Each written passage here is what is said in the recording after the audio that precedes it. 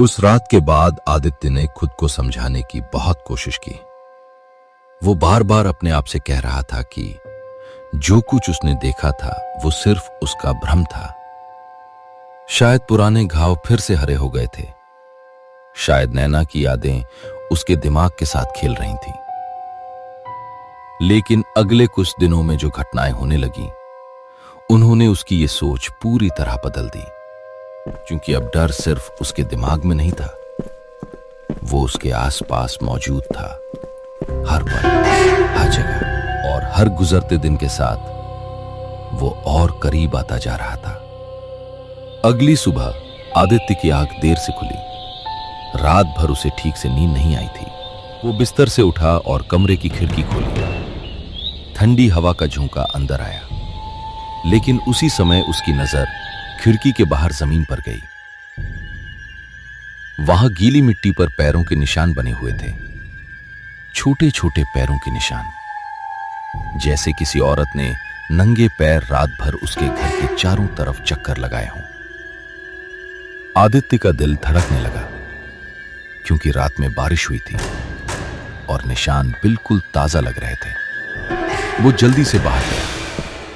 निशान घर के पीछे वाले हिस्से तक जा रहे थे, लेकिन अचानक एक जगह पहुंचकर वे गायब हो गए। ऐसा लग रहा था जैसे वो व्यक्ति हवा में उड़ गया हो।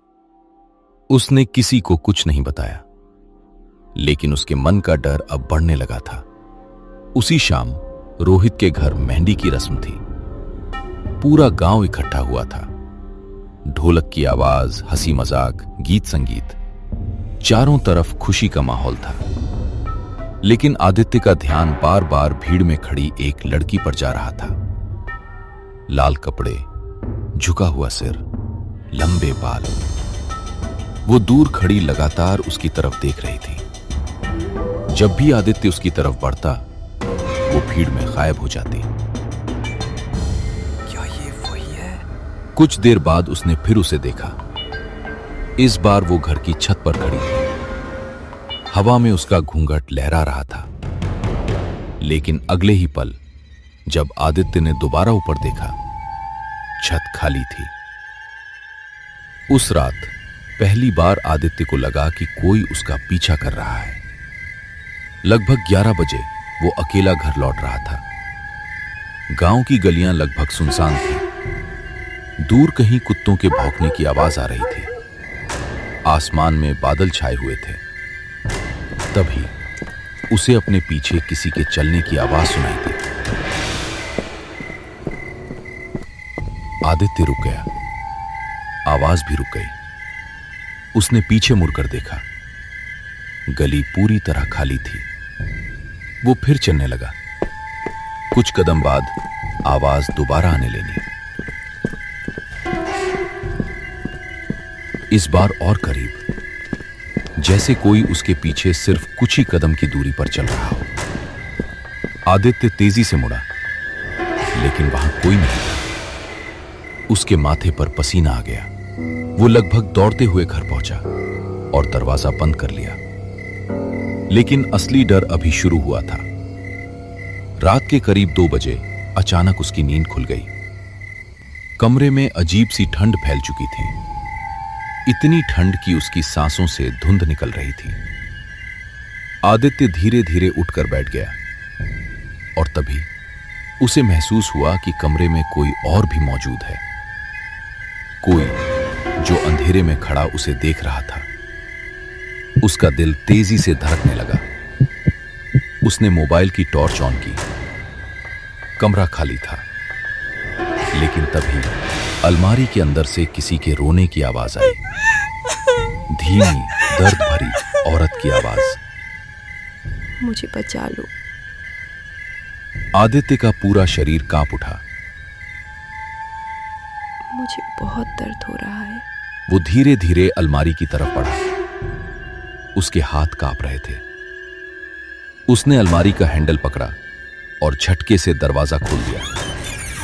अंदर कुछ नहीं था, लेकिन अलमारी की अंदर वाली दीवार पर उंगलियों से लिखा हुआ एक वाक्य दिखाई दिया। ताजा खून जैसा लाल रंग, मुझे इंसाफ चाहिए। आदित्य पीछे हट गया। उसकी सांसें तेज हो गईं। अचानक कमरे की सारी लाइटें अपने आप जलने और बुझने लगीं। और उसी समय उसे अपने कान के पास किसी की फुसफुसाहट सुनाई दी। तुम सच जानते हो? आदित्य डरकर पीछे मुड़ा, लेकिन वहां कोई नहीं था। अगले दिन उसकी हालत खराब थी। उसकी आंखों के नीचे काले घेरे पड़ चुके थे। उसे समझ नहीं आ रहा था कि यह सब वास्तव में हो रहा है या उसका दिमाग उसके साथ खेल रहा है। लेकिन उसी दोपहर एक ऐसी घटना हुई जिसने उसका आखिरी भ्रम भी तोड़ दिया। वो अपने पुराने सामान वाले कमरे की सफाई कर रहा था। तभी उसे एक लकड़ी का पुराना डिब्बा मिला। वो डिब्बा वर्षों से बंद पड़ा था। आदित्य ने उसे खोला। अंदर कुछ पुराने खत और तस्वीरें रखी थीं। उन तस्वीरों में उसकी और नैना की पुरानी तस्वीरें थीं। वो भावुक होकर उन्हें देखने लगा। तभी एक तस्वीर उसके हाथ से गिर गई। तस्वीर के पीछे कुछ लिखा हुआ था। कांपते हाथों से उसने तस्वीर पलटी। उस पर लिखा था, सच्चाई हवेली में दफन है। आदित्य की आंखें फैल गईं, क्योंकि उसे याद था जब यह तस्वीर खींची गई थी तब उसके पीछे कुछ भी नहीं लिखा था। अचानक कमरे का दरवाजा अपने आप बंद हो गया। आदित्य डर गया।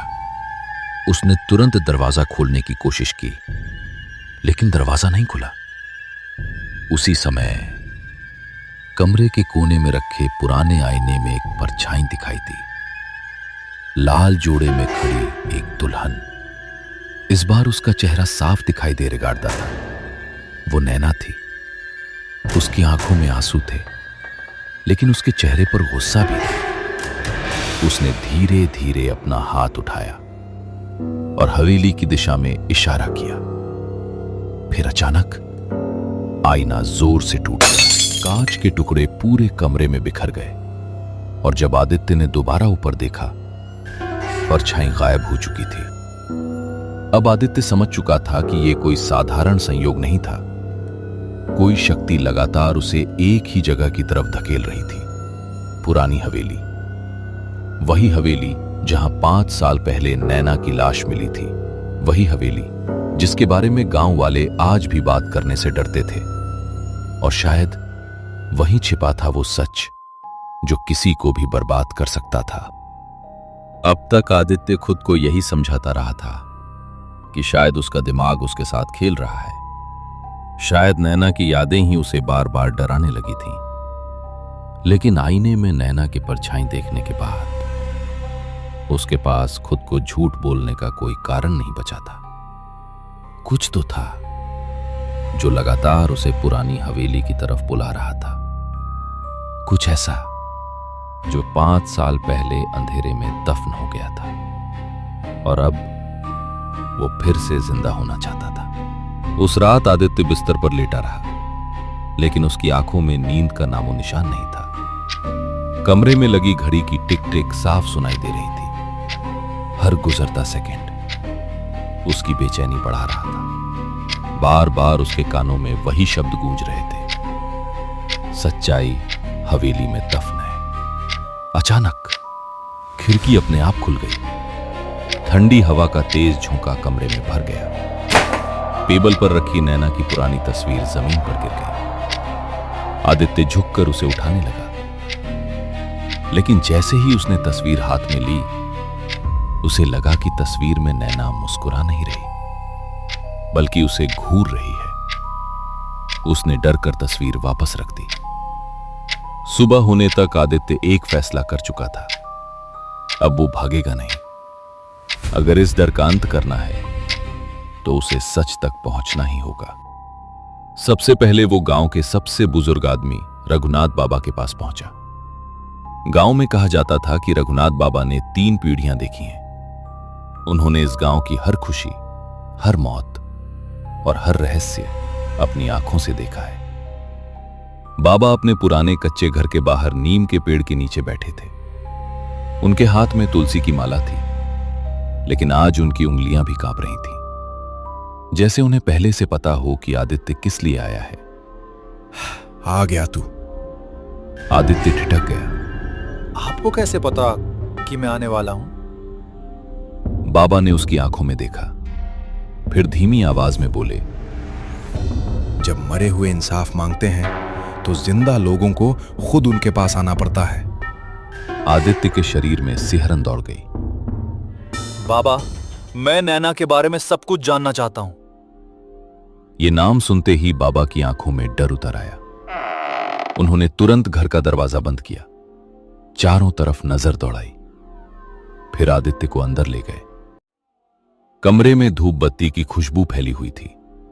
दीवारों पर पुराने देवी देवताओं की तस्वीरें टंगी थीं, लेकिन कमरे का माहौल अजीब तरह से भारी था। 5 साल पहले जिसे पूरा गांव हादसा समझ रहा था, वो हादसा नहीं था।